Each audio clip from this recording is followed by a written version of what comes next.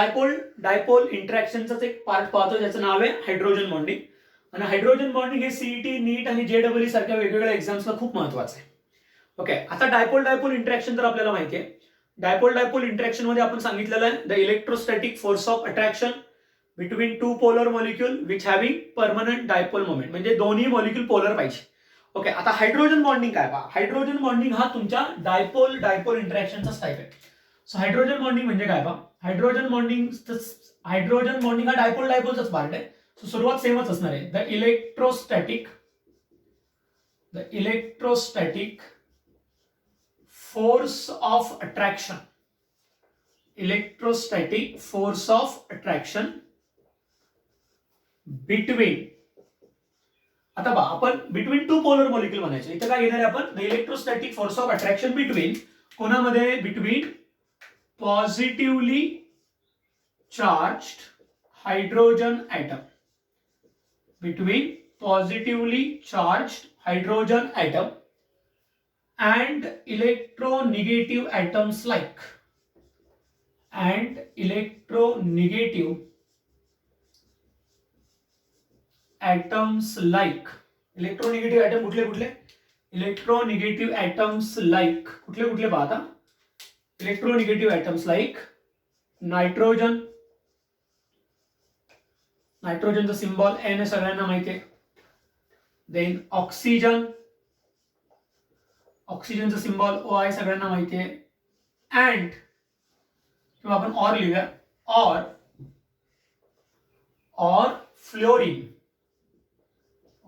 Fluorine, फ्लोरीनचा symbol F आहे.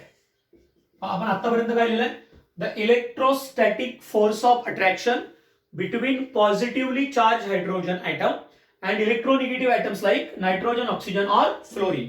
Okay, to develops, काय होणार आहे बा, to develops strong dipole, हे डीपीडीपी म्हणजे dipole dipole. To develop strong dipole interaction is called as hydrogen bonding. ही हायड्रोजन बॉन्डिंगची डेफिनेशन आहे बाळांनो. The electrostatic force of attraction between positively charge hydrogen atom and electronegative atom like nitrogen, oxygen or fluorine to develop strong dipole interaction is called as hydrogen bonding. म्हणजे आता dipole डायपोलचाच hydrogen bonding part आहे. फक्त आता एक गोष्ट mention केली आहे की हायड्रोजनवर पॉझिटिव्ह येणार आहे आणि इलेक्ट्रोनिगेटिव्ह ॲटम नायट्रोजन, ऑक्सिजन किंवा फ्लोरीन असेल त्यांच्यावर निगेटिव्ह आहे. ओके, आता हायड्रोजन बॉन्डिंगचे पण दोन टाईप असतात पहा.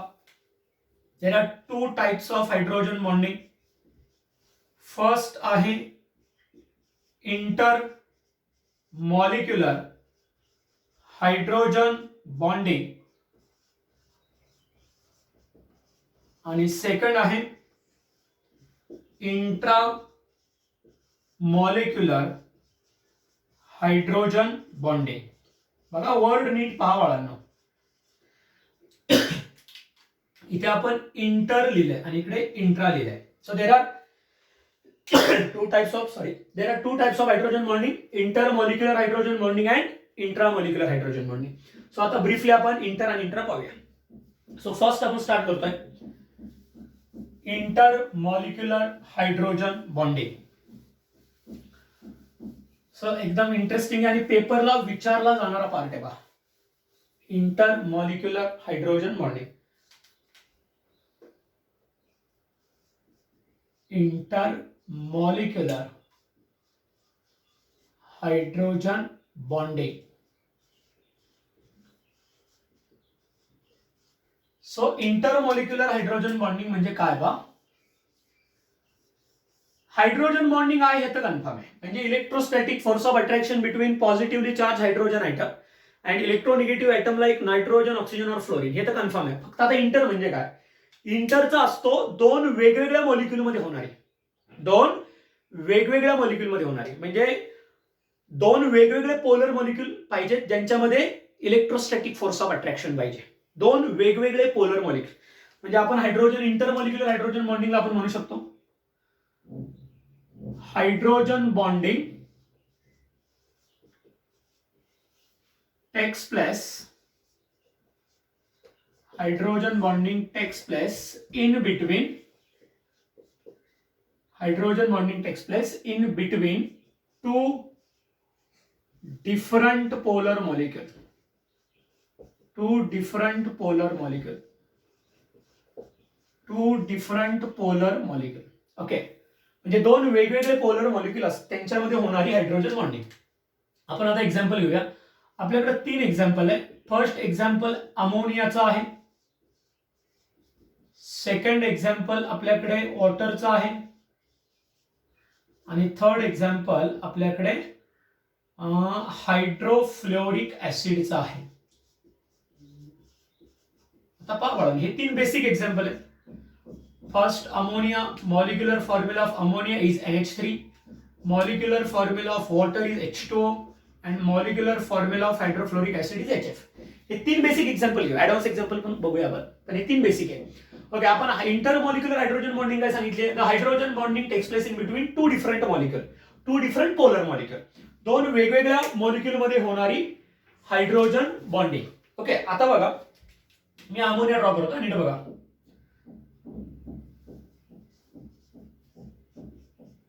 हे पहा NH3 आणि इथे एक NH3. सो आता हे 2 अमोनिया मॉलिक्युल दाखवले.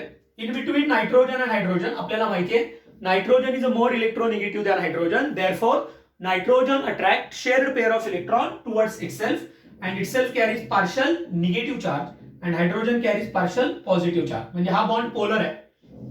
हे पहा, नायट्रोजनवर पार्शियल निगेटिव्ह आहे आणि हायड्रोजनवर पार्शियल पॉझिटिव्ह. म्हणजे हा पण पोलर मॉलिक्युल आहे आणि हा पण पोलर आहे.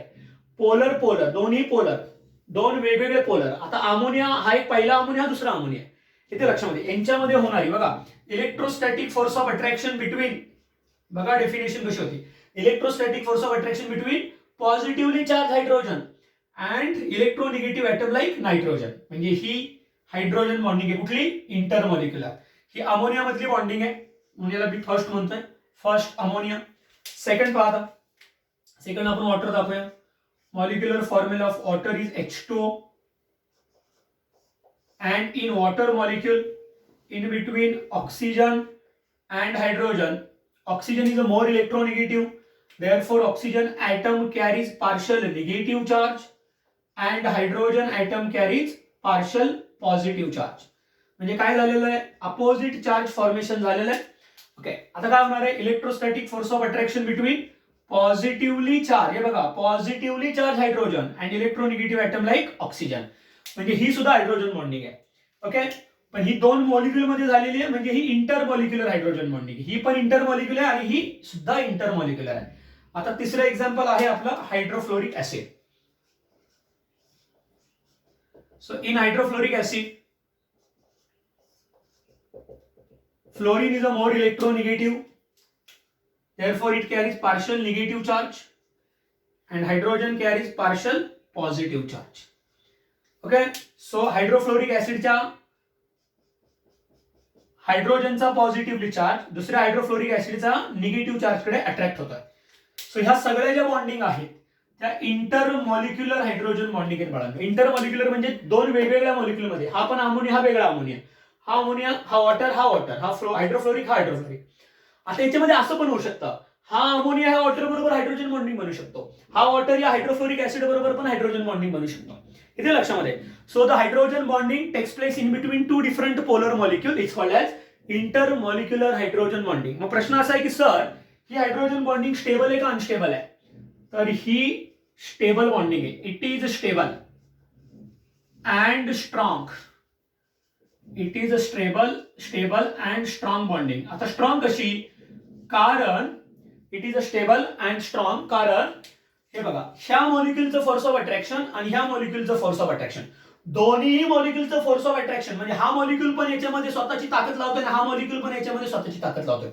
जेव्हा 2 मॉलिक्युल स्वतःची ताकद लावतील तेव्हा त्यांच्यामधला जो बॉन्ड असेल तो काय असणार आहे? स्ट्रॉंग असणार आहे. म्हणून हे स्ट्रॉंग बॉन्ड आहेत आणि मॉलिक्युल स्टेबल आहेत. इथे लक्षामध्ये मी तुम्हाला समजून सांगतो. रुद्रा प्लस कमी आहे, सो रुद्राचा डेब्यूट आहे.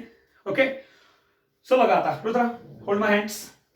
आता आमच्या दोघांमध्ये बॉन्ड तयार झालाय. जोरात पकड बेटा.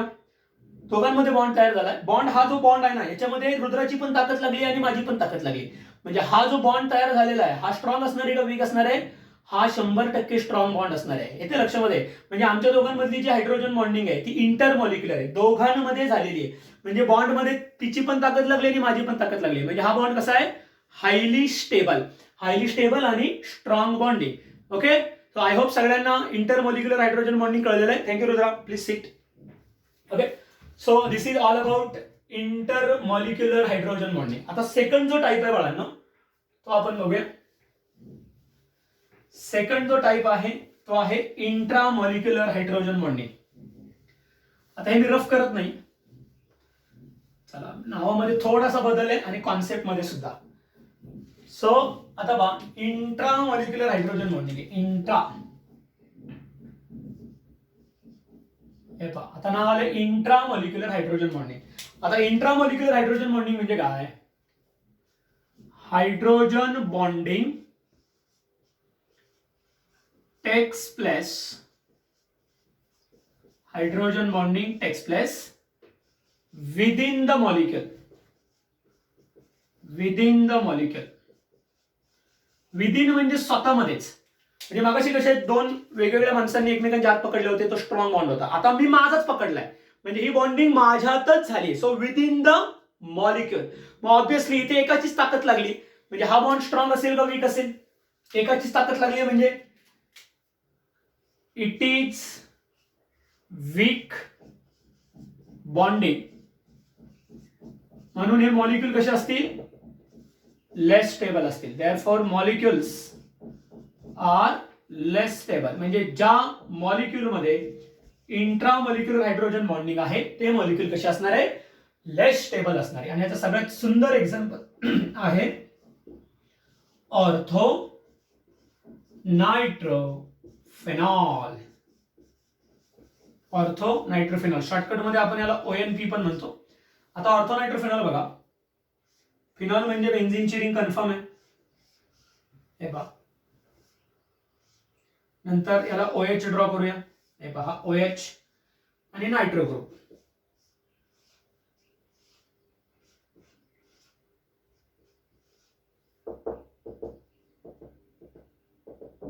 Okay. So in between oxygen and hydrogen, oxygen is a more electronegative, therefore it carries partial negative charge and hydrogen carries partial positive charge. आणि इथे तर डायरेक्ट चार्ज दिसतोय, या ऑक्सिजनचा निगेटिव्ह चार्ज डायरेक्ट निगेटिव्ह आहे ह्या फंक्शनल ग्रुपचा. आता हा पूर्ण एकच मॉलिक्युल आहे बघा, हा पूर्ण एकच मॉलिक्युल आहे. ओके, आता काय झालंय, ह्या हायड्रोजनवरचा पॉझिटिव्ह चार्ज ह्या ऑक्सिजनच्या निगेटिव्ह चार्ज बरोबर कंबाईन झालाय.